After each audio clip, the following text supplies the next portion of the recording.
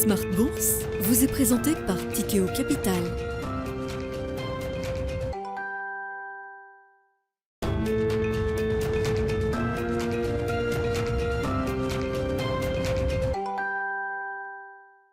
C'est reparti pour Smart Bourse, votre double dose quotidienne de marché en direct sur Bismart. Chaque jour à la mi-journée, 12h30, 13h et en fin d'après-midi, la grande édition à partir de 17h en direct, rediffusée à 20h sur Bismart TV. Émission que vous retrouvez chaque jour en replay sur bismart.fr et en podcast sur l'ensemble de vos plateformes. Au sommaire de cette édition ce soir, l'échéance finale de cette année 2022 avec l'expiration aujourd'hui de différents produits dérivés, options sur indice, contrats futurs. L'expiration du CAC 40 futur décembre a eu lieu tout à l'heure à 16h. Une échéance qui se termine un peu dans la douleur, on va le dire. Une échéance dont le bilan sera négatif, mais un bilan négatif qui s'est joué en 48 heures depuis hier avec le choc des banques centrales et le choc lié au discours extrêmement dur et un signal politique extrêmement dur envoyé par la Banque Centrale Européenne hier qui nous amène à cette échéance légèrement négative pour le mois de décembre.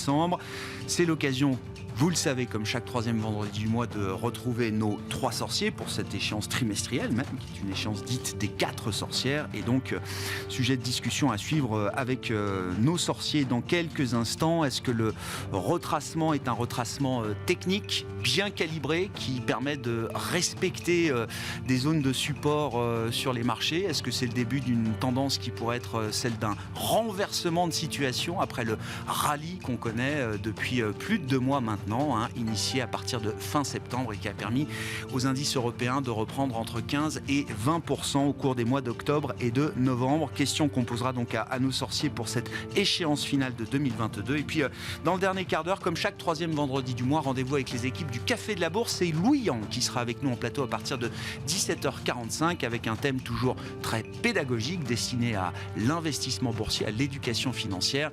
Le sujet du jour sera de savoir comment bien suivre la macroéconomie quand on est investisseur particulier en bourse. Quels sont les indicateurs statistiques importants?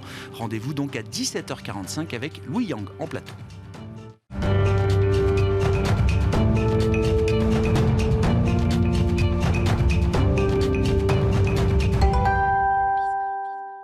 Mais d'abord, les infos clés de marché en cette fin de séance en Europe avec une semaine négative qui s'est jouée depuis hier, notamment sur les marchés européens et la Bourse de Paris, Alix Nguyen, qui s'apprête à clôturer en baisse à nouveau ce soir. Oui, le CAC perd encore plus d'1% ce vendredi après avoir connu hier sa pire séance en 9 mois. Une chute provoquée par la décision de la BCE, bien déterminée à continuer à lutter avec force contre l'inflation. Les premiers chiffres de l'activité dans la zone euro pour le mois de décembre ne change rien à la morosité ambiante. L'indice Flash PMI Composite se redresse à 48,8 points, un plus haut de 4 mois contre 47,8 en novembre. Sa composante de l'industrie remonte de 46 à 47,9 points et celle des services de 48,5 à 49,1 points. A l'inverse, l'inflation en zone euro est finalement ressortie à 10,1% sur un an en données définitives de novembre contre 10% en première approche. Côté valeur, seules les banques bénéficient de la perspective des nouvelles hausses de taux. A contrario, la foncière Unibail-Rodamco-Westfield dégringole. Et puis, c'est évidemment un des faits marquants, historiques de cette année 2022, ce conflit entre la Russie de Vladimir Poutine et l'Ukraine de Volodymyr Zelensky, avec une situation toujours très tendue, il faut le rappeler, Alix, c'est la Russie qui semble d'ailleurs avoir repris son offensive aujourd'hui en Ukraine. Oui, ce vendredi, la Russie a tiré environ 40 missiles sur Kiev, provoquant notamment des coupures d'eau. D'après l'administration militaire de la région, 37 ont été détruits par les forces de défense aérienne. Elle estime qu'il s'agit de l'une des plus grandes attaques de missiles depuis le début de l'invasion russe fin février. Et puis un mot encore d'une situation spéciale côté valeur sur le marché parisien, la chute de plus de 50% du titre Navia. Le spécialiste de navettes autonomes a dû retirer un communiqué qui n'aurait pas dû être publié. Lundi, l'accord de financement de 30 millions d'euros avec le Royaume du Bahreïn a été annoncé trop tôt et par erreur de la part de l'agence de communication en charge du dossier. Il n'est d'ailleurs pas finalisé. Les conditions de ce projet ne sont en effet pas conformes aux règles fiscales internationales. Le titre qui avait bondi de 140% lundi à la suite du communiqué s'effondre désormais. Oui, situation assez bizarre autour de la communication financière du groupe Navia. Merci beaucoup Alix. Alix Nguyen avec nous chaque soir en direct à 17h pour les infos clés de marché dans Smart Bourse sur Bismart.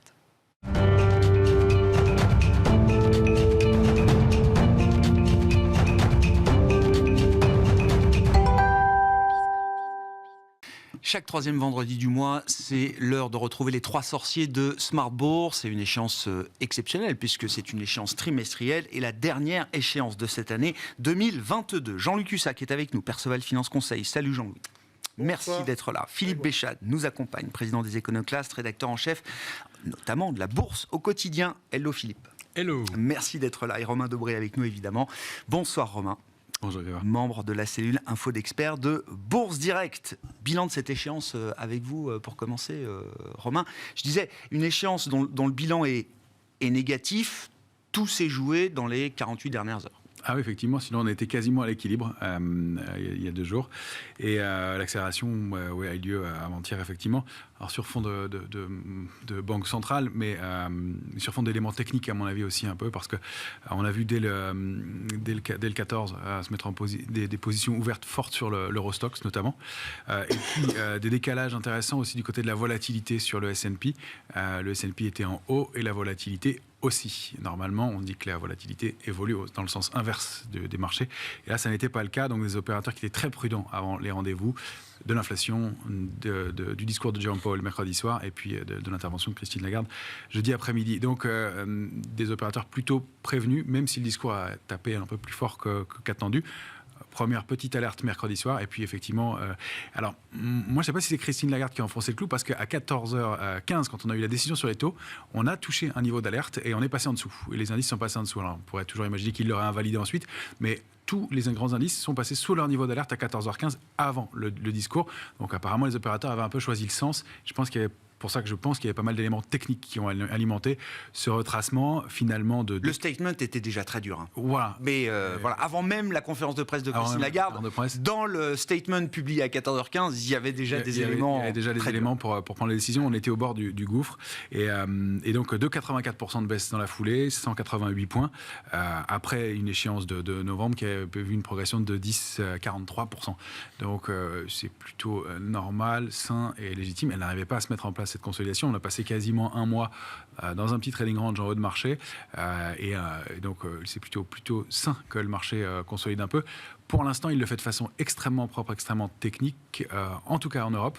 Sur les indices européens, on n'est pas loin ou quasiment au point près sur les cibles idéales. Sur les indices américains, il y a encore un peu de place. C'est ça le problème dans la lecture actuelle du marché.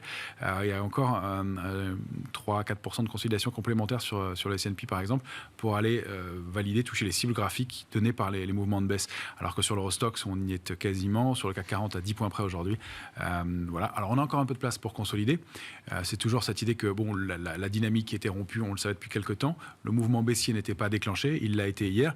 Maintenant, il va falloir quelque chose pour l'invalider ou non. Et pour l'instant, on a des niveaux cibles majeurs qui vont être bien identifiés par le marché. Moi, j'y vois plutôt un signal positif globalement, oui. C'est intéressant. Hein. Non, mais à ce stade, c'est un retracement technique. Et ce n'est pas un renversement de tendance qui nous amènerait à effacer, par exemple, tout le rallye qu'on a connu en octobre-novembre. Non, il n'y a pas ces éléments-là. Les structures de retournement elles-mêmes sont petites. C'est une figure très propre sur l'indice CAC 40. On l'a pressenti mercredi en se demandant, avec l'alerte du pic de mardi, on a fait une accélération haussière mardi à la publication des chiffres de l'inflation, et puis un retournement en fin de séance. Sur les indices européens, ça se voit moins sur les indices américains où il y avait des bougies d'indécision. C'est vrai. Mais ce pic haussier, cette accélération haussière et ce retournement en fin de séance, ça donne ce qu'on appelle des mèches en haut de marché.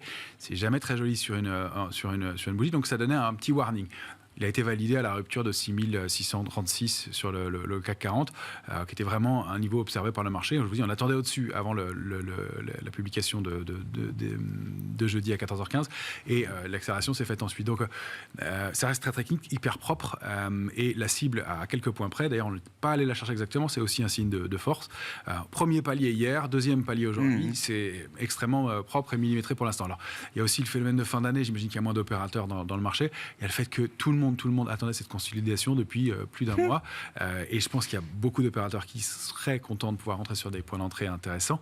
il va falloir un peu d'éléments de driver. Je ne suis pas sûr qu'on prenne beaucoup d'initiatives d'ici la fin de l'année. Sur les prochains jours, oui. Il y a quelques publications macroéconomiques la semaine prochaine, mais ce n'est pas énorme. Je pense que le prochain gros rendez-vous, c'est à partir du 13 janvier. 13 janvier, début des publications pour le 4e trimestre des bancaires aux États-Unis. Il y a une très grosse journée avec JP Morgan, Bank of America, Wells Fargo, BlackRock et Citi dans la même journée. Et je pense que ça va donner le ton pour un mouvement différent. Et c'est plutôt sain qu'on ait retracé avant ce rendez-vous, avant ce rendez-vous du 13 janvier qui marquera le début de la saison des publications de résultats microéconomiques qui sont toujours une nourriture importante pour les investisseurs. C'est plutôt sain qu'on consolide avant ce rendez-vous. Ben oui, parce que si on part de l'idée que la psychologie des investisseurs qui a fait que beaucoup sont passés à côté du rallye, forcément. Alors, je sais qu'une grande partie des investisseurs restent investis, que certains en ont profité, mais d'autres ont allégé. Et puis, le marché a continué à progresser. Le rallye était quand même important. Et on sait qu'il y a du cash disponible. Les hedge funds sont sous-investis, nettement. On sait qu'il y a pas mal de scepticisme encore de la part des gestions. Il suffit de les écouter sur la hausse en question. Et donc, beaucoup veulent, en revanche, intervenir plus bas. Donc, qu'un marché tire comme ça fait des entrées obligatoires sur le marché. C'est-à-dire qu'on franchit des niveaux, même s'il y a beaucoup de géants qui fonctionnent avec de la macroéconomie. Tout le monde regarde les charts aujourd'hui. Si on passe certains niveaux, ça fait des entrées obligatoires. Et ça met le marché dans une structure fragile. Ouais. Là, on a... C'est le pain trade, quoi. On est obligé d'acheter dans la douleur pour essayer de rester dans la course. Exactement. Et donc ça, c'est des mains fragiles. Ce sont des mains fragiles. Et en même temps, personne n'avait envie de payer ses points hauts, puisqu'on voyait qu'on arrivait sur des niveaux charnières et clés sur la plupart des grands indices. Sur le S&P, c'est une oblique baissière qui est active depuis le début de l'année, qu'on n'a pas réussi à déborder. Le marché l'a parfaitement vu, situé autour de 4100 points. Il y avait donc... voilà. Heureusement qu'on n'a pas débordé ces niveaux-là sans élan et sans inertie. Si on avait été s'installer au-dessus, la construction a été plus gênante au-dessus. Là, on baisse avec une volatilité qui reste relativement tendue. On est sur l'indice VIX, toujours en zone d'alerte. Donc, entre 21,50 et 28, c'est le niveau d'alerte. Il y a une médiane dans ce trading range, c'est 24,60. On est resté sous 24,60, c'est-à-dire qu'on n'est pas en alerte forte, mais on est quand même en zone d'alerte. On n'est pas repassé en optimisme ni en vigilance. Donc les opérateurs restent couverts, et c'est le cas, on le voit sur les indices. On entame l'échéance des marchés dérivés de janvier sur le CAC 40 avec un niveau de couverture qui est de 2 options de vente pour une option d'achat. Il y a une très petite position ouverte, mais on est prudent, on est déjà couvert pour entamer l'échéance. On est déjà protégé. Et si on a vu de l'intérêt se construire, il n'y en a pas eu beaucoup. Il s'est toujours construit à la faveur sur le futur, de hausse plus que de baisse. Jean-Louis, alors c'est toujours impressionnant, ces phénomènes d'accélération là, sur quelques heures, quelques jours du marché, à la baisse en l'occurrence depuis 2-3 jours. Néanmoins, est-ce que vous validez l'idée que c'est un retracement technique en bon ordre qui pour l'instant n'invalide pas la tendance qu'on observe encore une fois depuis la fin du mois de septembre sur les indices européens et sur le CAC notamment?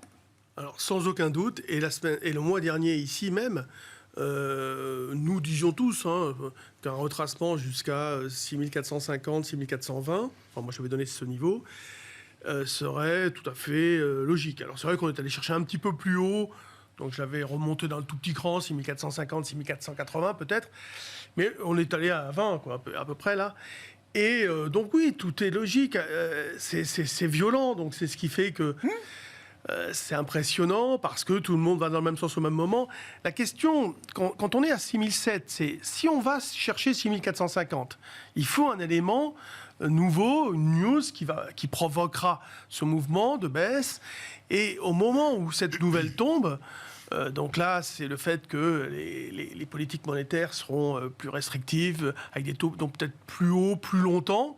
Bon, c'était anticipé aussi ça. D'ailleurs, beaucoup disaient, mais le marché ne price pas ce genre de possibilités.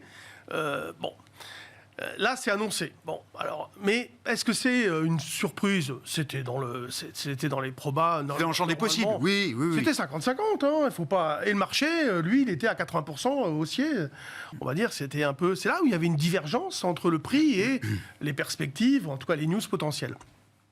Donc, quand il y a cette news qui tombe, il n'y a plus personne. Donc, c'est pour ça que c'est violent, parce qu'en fait, les acheteurs potentiels sur repli, les hedges, tout ce que tu veux, les gérants qui ne sont pas suffisamment investis, ils ne vont pas se précipiter non plus. Ils se sont dit, bon, je suis passé pour un imbécile parce que le marché a payé 6008 et moi, j'ai pris mes précautions. On ne peut pas lui jeter la pierre. Et il revoit 6400, il se dit... j'ai peut-être une chance de cette fois-ci d'upgrader ma performance, en tout cas ma surperformance par rapport à l'indice, donc je ne vais pas me précipiter. Alors, en effet, moi, 6420, c'est un niveau d'entrée, théoriquement, je pense qu'on n'a pas eu ces entrées, d'ailleurs on voit les volumes qui sont toujours très faibles. Même au niveau de ce midi, lorsqu'il a eu l'échéance, l'Eurostoxx, on a augmenté quoi ? On a fait 1 milliard de plus là, à ce moment-là, mais ce n'était pas très important.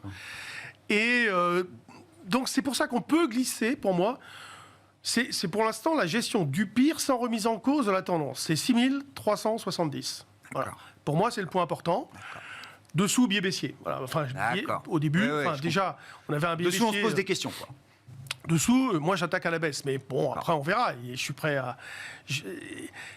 Et là, ça arrive, si vous voulez, le problème, c'est que ça arrive au moment de l'échéance trimestrielle, donc ça ajoute à la confusion, à la sensibilité des positions d'arbitrage sur les options.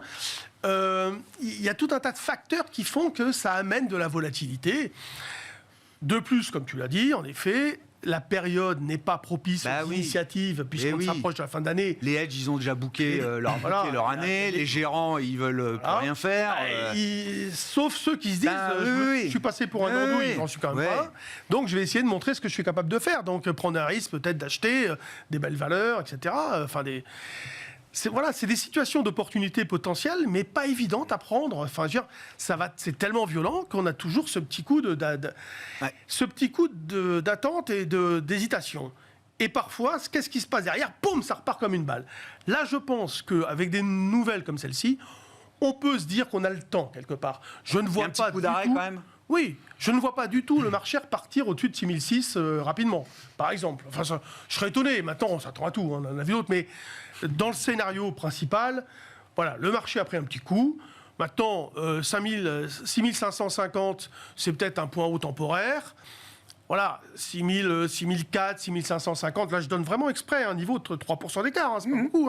Donc un truc serré, fourchette serrée, pour imaginer comment on pourrait évoluer. La vol implicite, elle n'avait pas beaucoup baissé en effet quand le marché s'est retrouvé en haut. Et la vol implicite ne monte pas vraiment non plus beaucoup, alors que le marché a reperdu 300 points. Donc, vous voyez, ça prouve que les acteurs, les investisseurs, donc les acteurs des marchés sont vraiment préparés à tout, ils imaginent tout. Parfois, ils l'attendent avec impatience. Là, ils l'ont attendu longtemps. Attendez, on a quand même une hausse incroyable. Et comme d'habitude, quand ça arrive, boum, c'est violent. Et il ne faut pas surinterpréter négativement cette baisse. Les marchés, globalement, ne sont toujours pas vulnérables. La hausse peut être illogique, tout ce que vous voulez. Moi, ce que je vois, c'est comment les fondements de la hausse sont faits. La hausse n'est pas, si vous voulez, n'a pas créé une vulnérabilité du marché. Il n'y a jamais eu de complaisance. La volatilité implicite est restée toujours élevée. Donc, elle s'est accompagnée d'une hyper-méfiance. Quel finish 2022 quand même, Philippe ? Oui. Non mais... alors ça fait 2 mois ou un peu plus qu'on vit dans le rallye des actions européennes, etc. Mais encore une fois, il y a 2-3 mois en arrière, c'était difficile d'imaginer un finish comme celui qu'on vient de connaître. Je ne parle pas des 2 derniers jours, je parle des niveaux qu'on a pu atteindre sur le CAC 40. Et même, je regarde toujours en pensant à vous, le CAC 40 dividende réinvesti, Philippe, qui est en baisse d'à peine quelques pourcents depuis le 1er janvier. Eh bien oui. Vous lisez dans mes pensées. Car j'avais attaqué par un souvenir du 17 décembre 2021, où j'étais assis à cette place, et on commentait la clôture de l'échéance décembre 2021 à 6925. Mardi, à 15h, on était à 6825. Je me disais... Magnifique. Alors là, Christine, tu as une magnifique occasion de parler pour ne rien dire. Ta mission, c'est 6925, vendredi. Ne dis rien, n'annonce rien. C'est ni oui ni non, bien au contraire. Et le marché, il va aller se chercher les 6925 d'ici vendredi. Facile. C'était merveilleux. Quant au CAC 40 dividende réinvesti, oui, lui avait déjà retrouvé ses niveaux de décembre 2021. Autrement dit, il n'y a pas eu de guerre. L'inflation Au 17 décembre 2021, elle était de 4,5 en Europe. Aujourd'hui, elle est de 10, virgule. Bon, il ne s'est rien passé, il n'y a pas d'inflation. Le coût du kilowatt était à 50 €, normal. Aujourd'hui, il est à entre 450 et 600. Il ne s'est rien passé depuis le 17 décembre. Si, il s'est passé que les bénéfices des entreprises en Europe ont gagné 20% cette année, oui, Philippe. alors, j'attendais cette objection. Et donc, je dégaine ma carte Total Energy. C'est grâce à Total Energy qu'effectivement, les bénéfices, apparemment, globalement, auraient fortement progressé. Ah, et si... Total, oui, oui. Ben voilà. Oui. Donc, si on retire Total et si on retire LVMH, on est sur une stagnation quand même. Donc, on n'est pas sur une croissance de 20. Donc déjà, ça fait une différence énorme de dire 20, et puis ensuite à la réflexion, ah ouais, c'est vrai que sans Total et sans LVMH, ça fait 0. Ah bah ouais. Mais alors comment le marché se maintient voilà, au firmament, ou tout près ?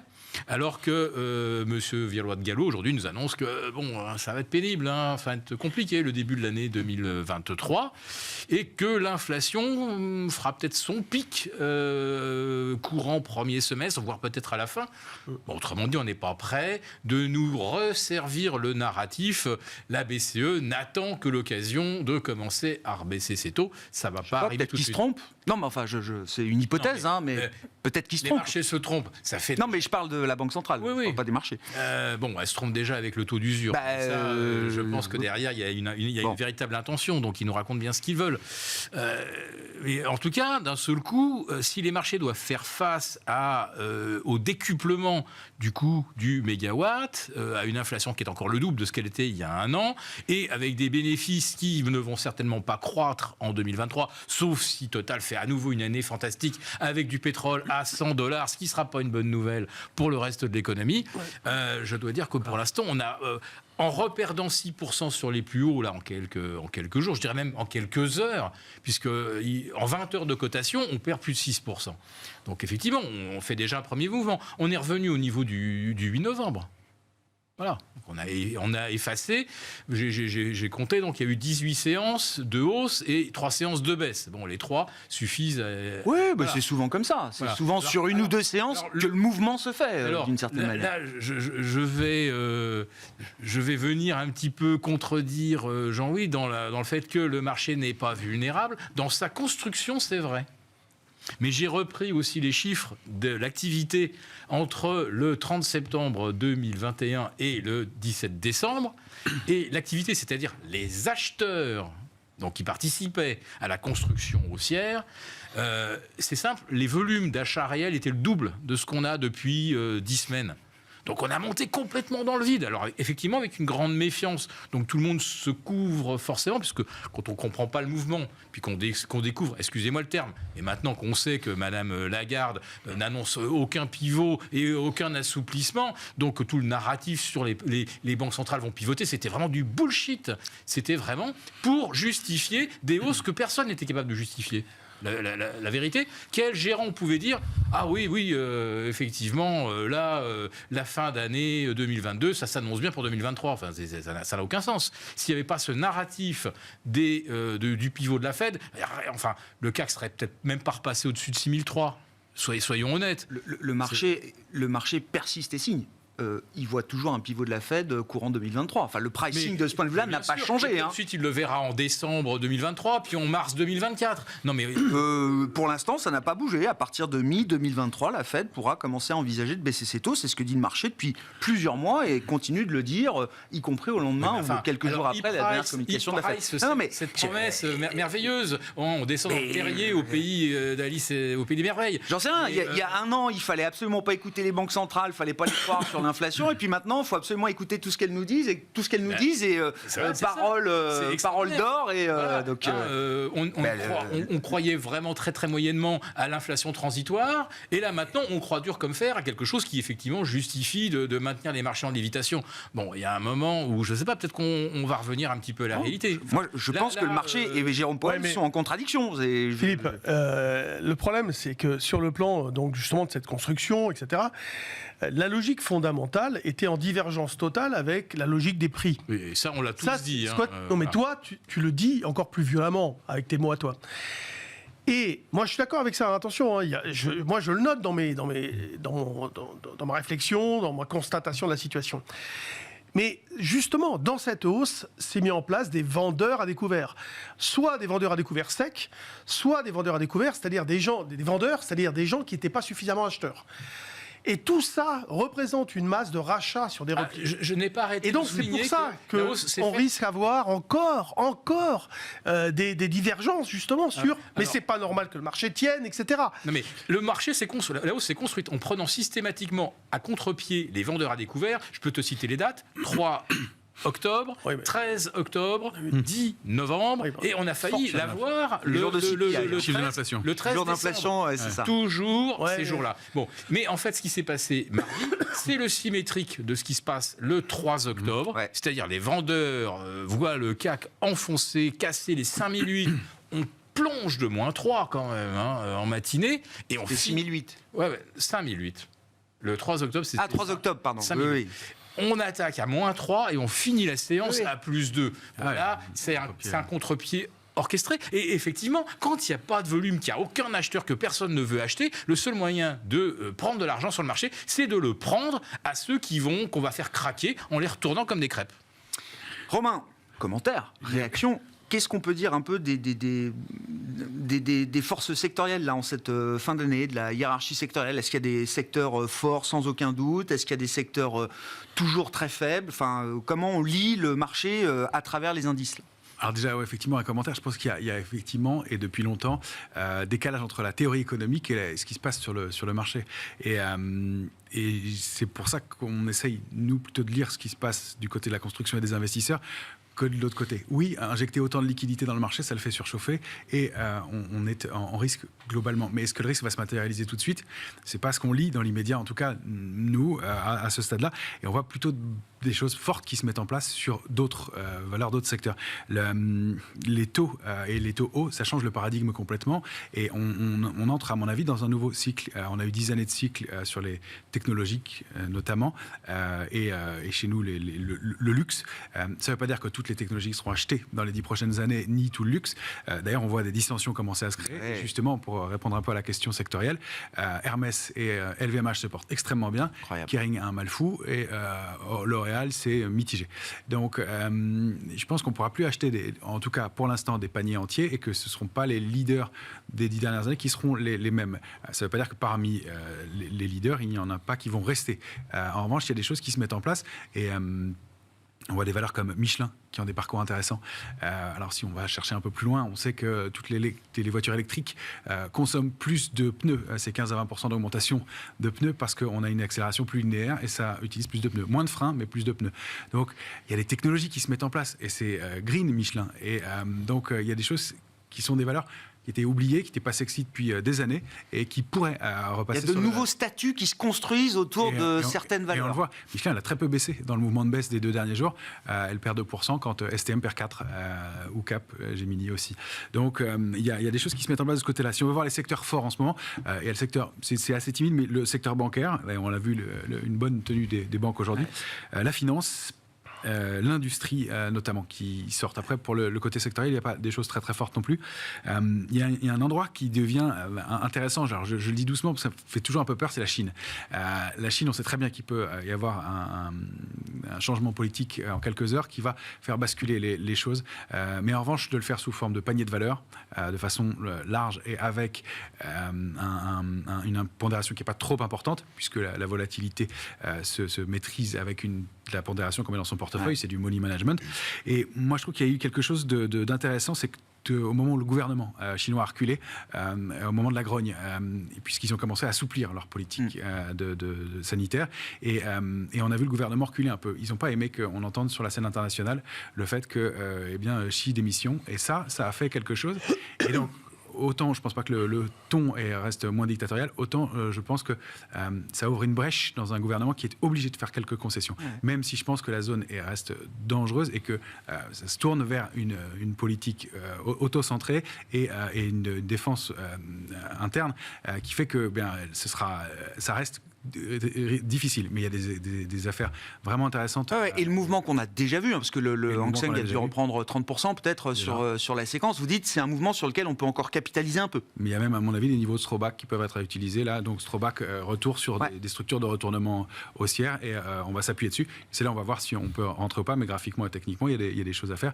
Et on l'a vu avec du volume. Et oui, et puis il y a une économie qui est forte, et il y a une réouverture qui pourrait se faire mettre progressivement en place et permettre de revenir sur des valeurs qui sont très très très sous-cotées.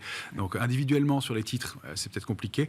Sur forme de panier de valeurs, il y a des choses qui se mettent en place. Donc ça peut faire partie des secteurs. Il y a aussi, à mon avis, du côté de l'énergie, toujours des choses à faire. Le Brent a bien retracé. Il a maintenant tracé un canal baissier. Il évolue au sein d'un canal baissier depuis le mois de mars. On a vu la borne basse aux alentours de 73-14. Il a rebondi dessus. C'est pas encore un signal de retournement haussier, mais la borne basse a été respectée. Et il y a l'indice des matières premières CRB qui revient toucher sa ligne de tendance haussière de moyen-long terme.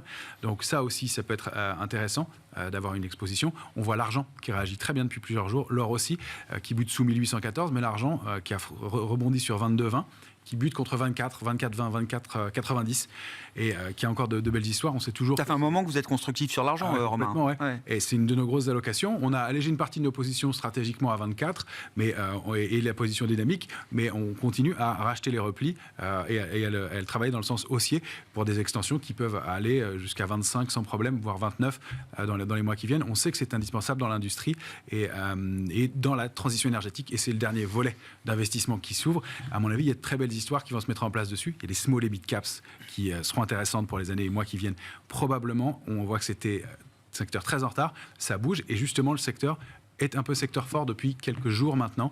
Il y a de l'intérêt, même si on a une consolidation qui se met en place. On voit des histoires qui se mettent en place de ce côté-là. Et puis reste un volet possible, c'est la value. Moi, j'y crois.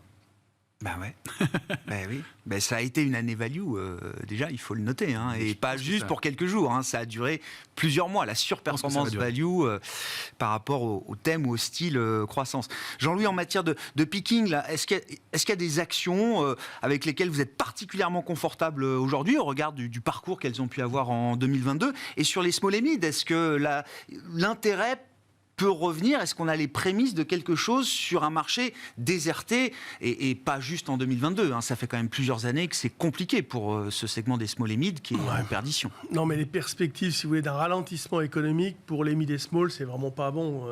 Ça fait peur. Il y a beaucoup d'inquiétudes sur des augmentations de capital. Même à moins 20, là, en fin d'année, on n'a pas intégré. C'est pas. Si, on a intégré. Bah, oui. Mais qu'est-ce qui va faire le retour d'intérêt? La psychologie des investisseurs, vous dites, sur ce segment-là, elle peut rester encore négative. Ah oui, un bout de temps. Déjà, globalement, les actions devraient rester sous pression, avec ce qui vient de se passer, les taux qui remontent, etc. Le ralentissement économique. Donc les mid et small, non, vraiment, à moins d'aller chercher des valeurs qu'on connaît bien, et où on sait des choses que, je sais pas, moi, je dis pas qu'on est initié, mais si on a vraiment des choses intéressantes, c'est compliqué. Moi, j'avoue que là, à chaque fois qu'on tente des trucs, de toute façon, ça marche pas, ou ça va très vite. Oui, ok, on gagne 30%, ou on perd 10 parce qu'on a mis un stop. Mais si on met pas le stop, c'est une catastrophe.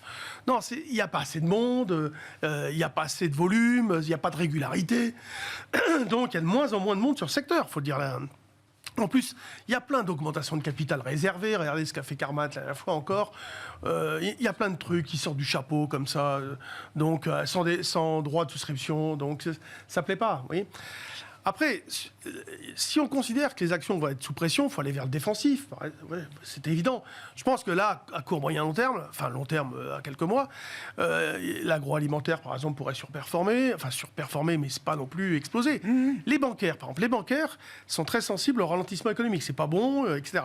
Mais les taux, c'est pas mal. Alors, on peut avoir un trou d'air sur les bancaires. Et je pense que c'est, avec les rendements de BNP, par exemple, je pense qu'il serait peut-être, même certainement intéressant, si elles font un petit trou d'air supplémentaire, d'aller dessus, par exemple, d'aller chercher des bancaires. Oui. Mais bon, il va falloir naviguer au gré des vents. Hein. C'est un peu obligatoire. Il n'y a rien qui, en tout cas, semble évident. Moi, ce que j'avais envie de faire il y a 2 jours, quand j'ai vu des études, moi, après, je regarde le graphique, les études, le Kering, je l'ai shorté, et puis Voilà. On continue de shorter Kering. Bah oui, parce que... Je me souviens, ça a été la valeur août 2021. Romain, vous vous en souvenez comme moi. C'est peut-être la première alerte qu'on a vue avant même, c'était avant même le top du Nasdaq novembre 2021. C'était rentrée septembre 2021, boum, alerte sur le luxe et Kering mène l'alerte sur le luxe. Et depuis, voilà, on continue de shorter quoi. 30% de baisse et des volumes 3 fois supérieurs à la moyenne. C'était un vrai warning, un vrai changement de paradigme. On a shorté à 502, c'était hier, donc je l'ai vu. Hein. Et l'idée, c'est d'aller chercher les 440, oui, pourquoi pas, ça peut aller vite. Hein. C'est une valeur... On sent qu'il y a quand même une dégradation. Moi, les trucs que j'ai lus, les papiers, c'était quand même dégradation 2022, 2023, 2024, moindre progression, moindre... Non, c'est pas formidable. Pour Kering. Pour une valeur déjà cher payée quand même. Ouais, bien sûr. Oui, Romain. Oui, il y a des small et mid qui sont intéressantes. Enfin, on voit des très beaux parcours comme Samsey. Il y a Score qui a très bien performé depuis quelques temps. Micropole, alors c'est pas des très petites small, mais c'est Groupa. Esker, Katana. Oui, c'est pas des micro-caps. C'est pas des micros. Non, mais des parcours. Oui, c'est des valeurs qui sont dans les radars de tous les gérants. Exactement. Ça, bien sûr. Trigano aussi. Il n'y a pas que le CAC 40 et en dehors, il y a même des c'est pour ça que je dis small et mid et il y a des valeurs qui sont quand même intéressantes et des parcours qui sont des structures de retournement. Ouais. Esker, elle disait par 3 quand même. Hein. Ouais, c'est pour ça. Bon, elle remonte. Ouais, Philippe, elle est remontée beaucoup. Vos réactions, je veux bien qu'on dise un mot de l'euro-dollar aussi. Enfin, des devises. Le pic du dollar. On change de thème. Je veux bien. Ouais. Pic du dollar, ça aurait été un des faits marquants de cette fin d'année, ça y est. C'est surtout le pic de l'euro face au dollar mardi. Une fois encore, on en revient à cette séance pivot. Je dis, le mardi 13 décembre, c'est le symétrique exact du 3 octobre. Hein. Voilà, vous regardez sur un graphique. Il y a eu un top 10 jours, enfin le 1er décembre, 10 jours avant le 13 décembre, et derrière ça plonge et tout est bouleversé également sur le marché d'échange. Vous regardez le 3 octobre, vous aviez un creux 10 jours, ou non, un peu moins, une semaine avant que d'un seul coup, ça se retourne, et vous avez à nouveau, là aussi, des turbulences monétaires. Donc là, hier, c'est des turbulences, ou avant-hier, c'est des turbulences monétaires extrêmement fortes, puisqu'on fait dans la même séance 1,0735 face à l'euro. Enfin, l'euro, il attaque à plus de 1,5 le dollar, et 2 heures plus tard, on est à 1,0575. Enfin, c'est juste énorme. Il s'est passé en 2 heures ce qui se passe normalement en 2 mois. Hein. Si vous avez un écart de 2% sur le dollar, l'euro-dollar, 2 mois, bon, on dit que c'est un marché qui vit, quoi. Mais là, en 2 heures, ça va vite. Ça s'appelle des portes de saloon. Le dollar-yen, le dollar, il chute et il reprend derrière. Il finit à plus 2 face au yen, plus 1,80 face à la livre sterling. C'est des mouvements titanesques. Quand vous pensez, en plus de ça, au levier qu'il y a, chaque pipe rapporte déjà quelque chose. Quand vous avez 200 pipes dans la séance, enfin, l'année, elle est faite pour celui qui est dans le bon sens. Sérieusement. Si vous êtes dans le bon sens, vous faites votre année en 2 heures. Est-ce qu'on réalise ce que ça implique pour le commerce extérieur, etc. C'est juste énorme. Oui, alors après, le commerce extérieur, il ne dépend pas de mouvements comme ça à la minute ou à la seconde. Oui, mais comme les boîtes sont couvertes. Et ben voilà, tout le monde est couvert, donc il y a un moment où les couvertures s'exercent. Et vous vous retrouvez quand même en disant, mais finalement, si je n'avais pas bougé entre 15 et 17 heures, il ne serait rien passé.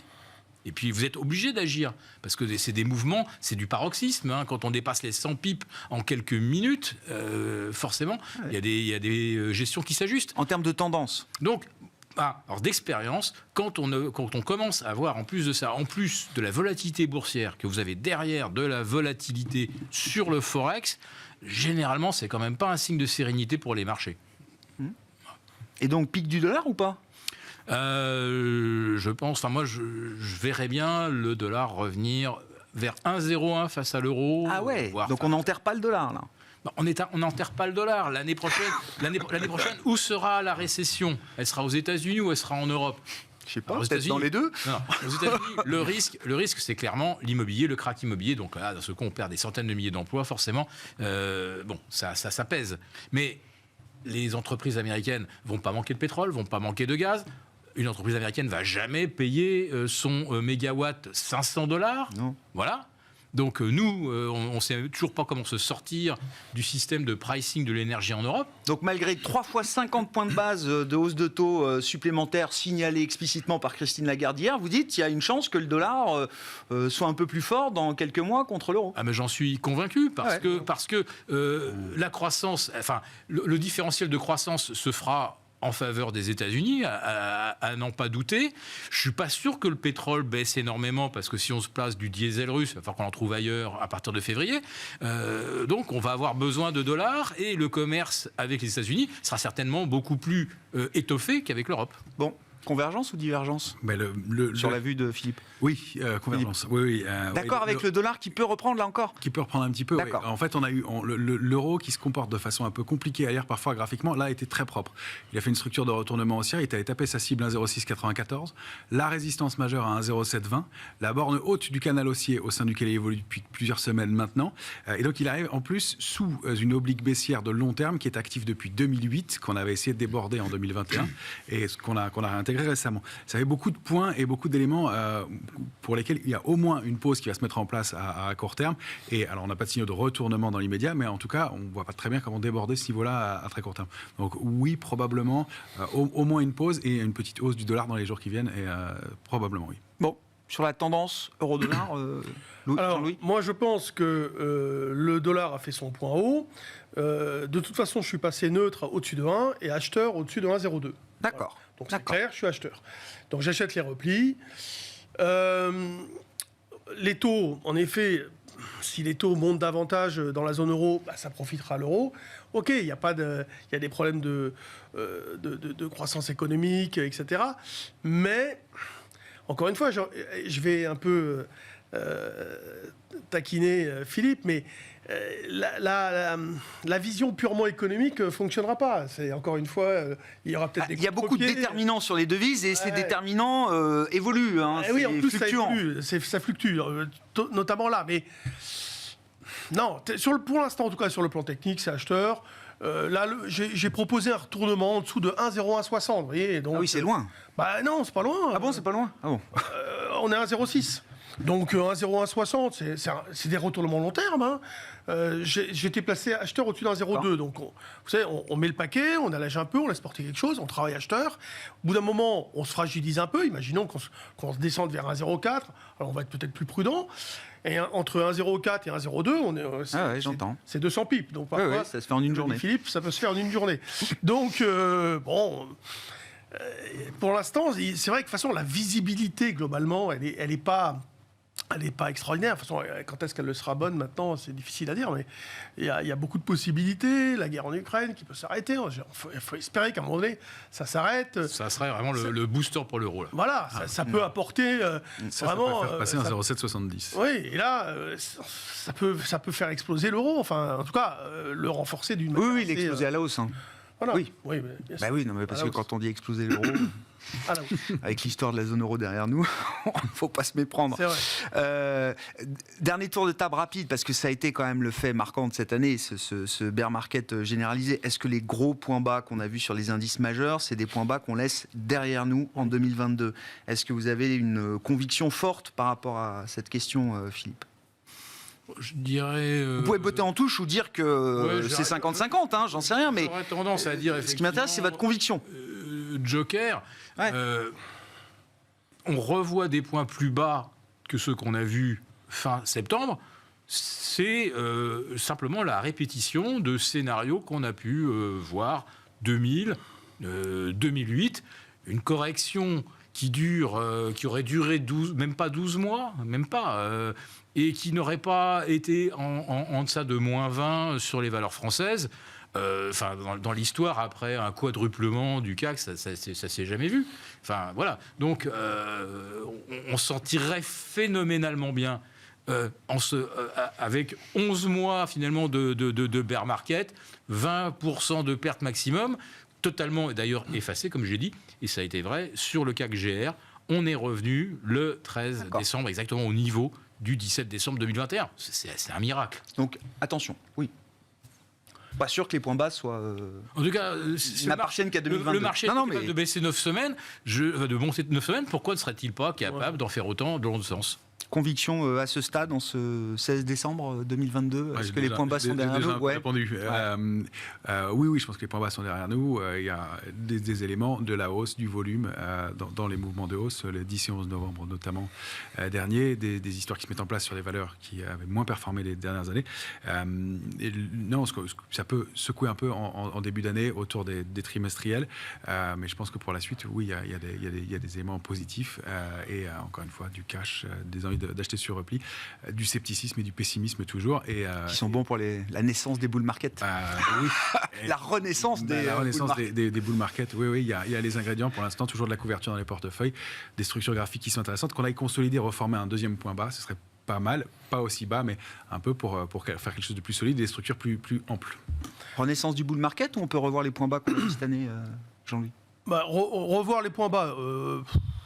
Disons les 6000 par exemple, c'est possible, mais si vous voulez, moi je pense qu'en 2023, on est tellement dans la bérésina aujourd'hui qu'en 2023, on va jouer la sortie des emmerdements.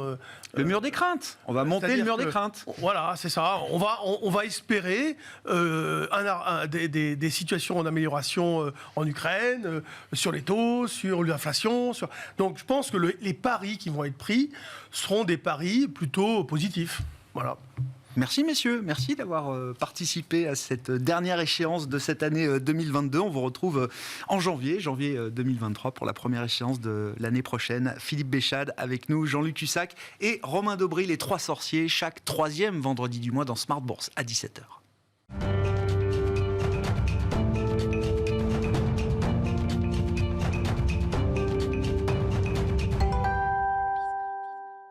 Le dernier quart d'heure de Smart Bourse, chaque troisième vendredi du mois, c'est un quart d'heure dédié à la pédagogie boursière avec les équipes du Café de la Bourse. Et le cofondateur du Café de la Bourse, Louis Yang, est avec nous en plateau ce soir. Bonsoir Louis. Bonsoir Grégoire. Ravi de vous retrouver comme une fois par mois pour un thème pédagogique d'éducation boursière et financière, on va le dire comme ça. Louis, avec super sujet que vous nous apportez comme à chaque fois. Comment, en tant qu'investisseur boursier particulier, suivre au mieux la macroéconomie?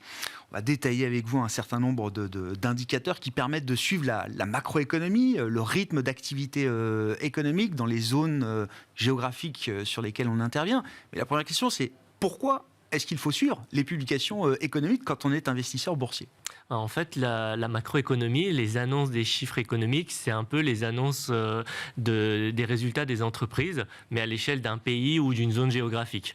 Donc, évidemment, ce sont des chiffres qui sont connus comme le chiffre du PIB, du chômage, la balance commerciale, les indicateurs de confiance, que ce soit d'entreprise ou de consommateurs. Mais ces chiffres-là, ils sont importants d'être suivis parce que si on s'intéresse qu'à la microéconomie, on va rater les tendances lourdes, puisque ces tendances-là, ça va avoir un impact direct sur les marchés financiers, que ce soit en bourse, mais également sur le marché obligataire, sur le marché de devises. Donc, pour ces raisons-là, ce sont des annonces importantes à suivre. Qu'est-ce qu'on peut dire justement de l'impact que ces publications statistiques économiques peuvent avoir sur l'évolution, le cours des marchés financiers et les cours de bourse? Alors ça va dépendre des annonces. En fait, il peut y avoir des impacts très forts à court terme s'il y a un effet de surprise. Parce que sur les marchés boursiers, ce qu'on n'aime pas, c'est vraiment la surprise.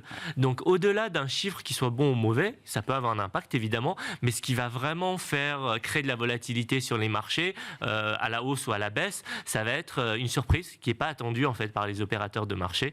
Et donc ça, c'est vraiment l'impact à court terme.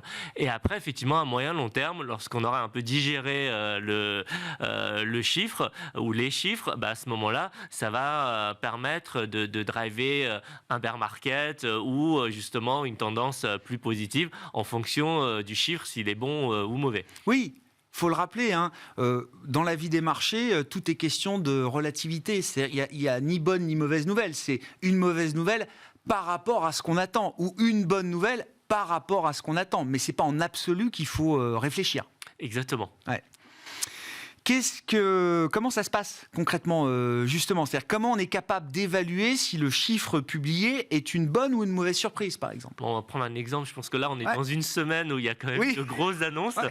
Donc, si on prend l'inflation aux États-Unis, qui est quand même un chiffre fortement suivi actuellement, en fait, on va prendre 3 critères. En fait, on va prendre 3 chiffres. On va prendre effectivement le chiffre précédent. Le consensus, donc c'est-à-dire le chiffre qu'on attend, et puis après le chiffre réel qui est annoncé. Si on prend l'inflation aux États-Unis, le précédent chiffre c'était 7,7% d'inflation. On s'attendait à une baisse à 7,3%. Si l'annonce était de 7,3%, on dit que en fait finalement c'était pricé dans les marchés. Donc ça veut dire que normalement ça va pas trop bouger. L'impact sera pas énorme. En revanche, si le chiffre annoncé est par exemple à 7,9%, à ce moment-là, on va avoir une double mauvaise nouvelle. C'est-à-dire que le chiffre est mauvais, puisqu'il y a une augmentation de l'inflation, et en plus, le chiffre ne correspond pas au consensus, qui s'attendait à une baisse. Et donc là, évidemment, sur les marchés, généralement, on risque d'avoir une forte volatilité baissière. Et le dernier cas, et c'est le cas qui s'est présenté ce mardi, c'est que en fait, le chiffre a été annoncé de l'inflation américaine à 7,1%. C'est-à-dire que ça a baissé, donc en soi, c'est un bon chiffre, mais en plus, par rapport au consensus, c'est plus bas. Ça a baissé plus que prévu. Exactement. Et du coup, on l'a vu sur les principaux marchés mondiaux, les indices boursiers ont été en forte hausse ce mardi. Petite parenthèse autour du consensus, parce que c'est un terme qu'on emploie beaucoup dans les marchés. C'est quoi ce consensus?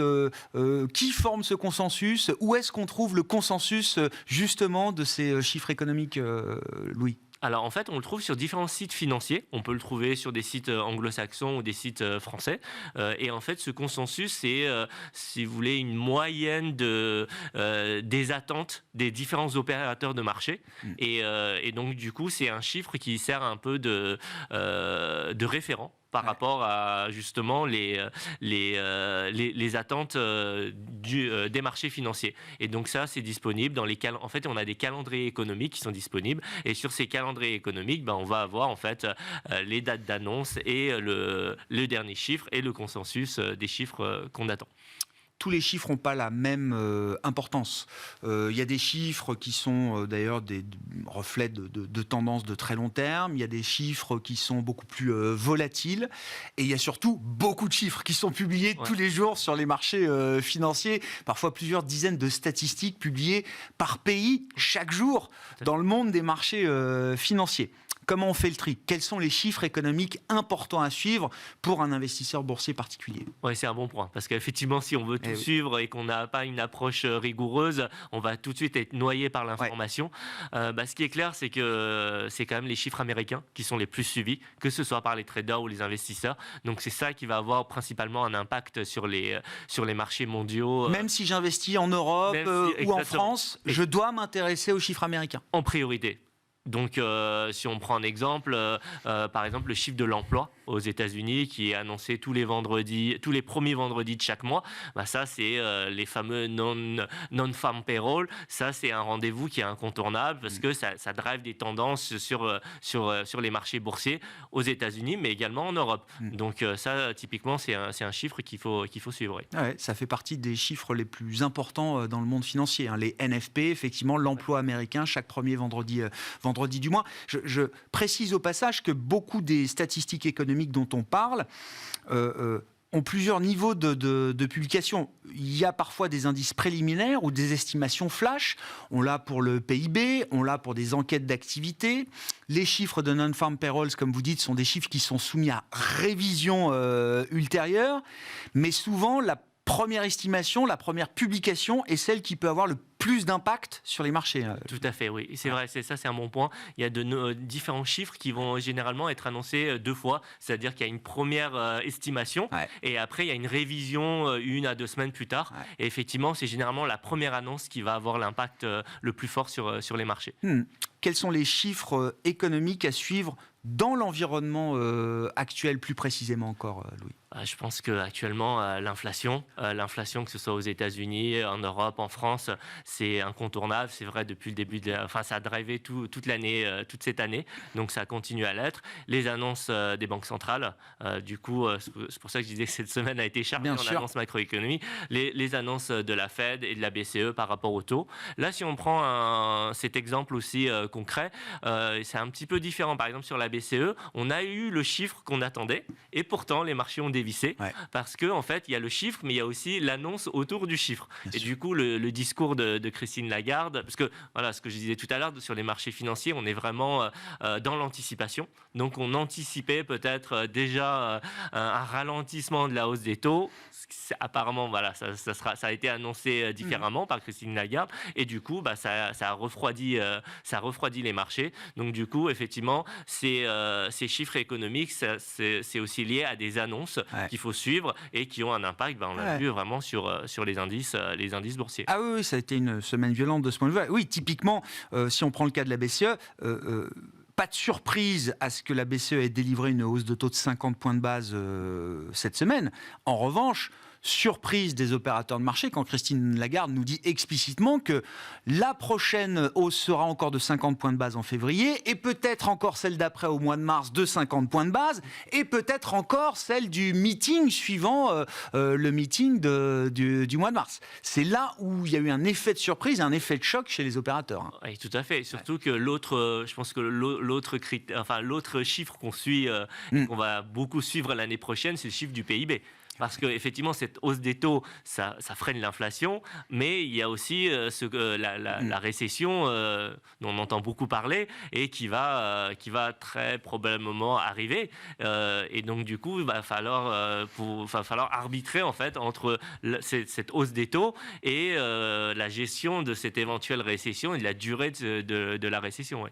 Je précise avec vous pour finir, Louis, qu'il y a deux types de données statistiques. Il y a les données dures et les données soft, comme on dit, molles, je ne sais pas comment le traduire en français. Mais voilà, le PIB, typiquement, est une donnée dure. C'est quand même un chiffre matériel qui repose sur des données économiques dures, la consommation, l'investissement, etc.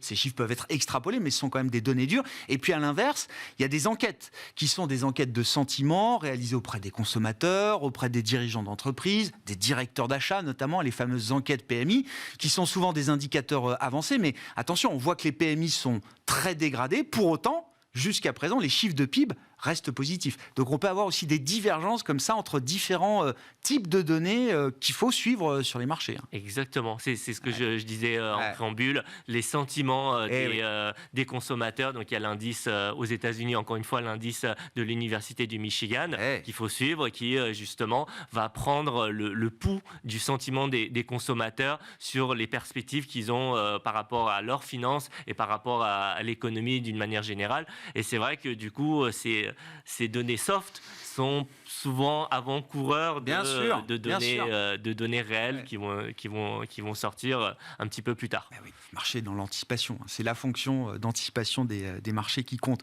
Merci beaucoup Louis de nous avoir éclairé effectivement sur ce monde des statistiques économiques, et elles sont très nombreuses sur les marchés. Voilà, ne cherchez pas à toutes les suivre, mais fixez-vous quelques statistiques importantes. On en a cité quelques-unes, il y en a d'autres évidemment, mais voilà, et ces chiffres-là sont à suivre parce qu'ils ont un impact évidemment sur l'évolution des cours de bourse et des marchés financiers dans leur ensemble. Louis Yang avec nous chaque troisième vendredi du mois à 17h45 dans Smart Bourse sur Bismart, le cofondateur du Café de la Bourse était avec nous en plateau ce soir.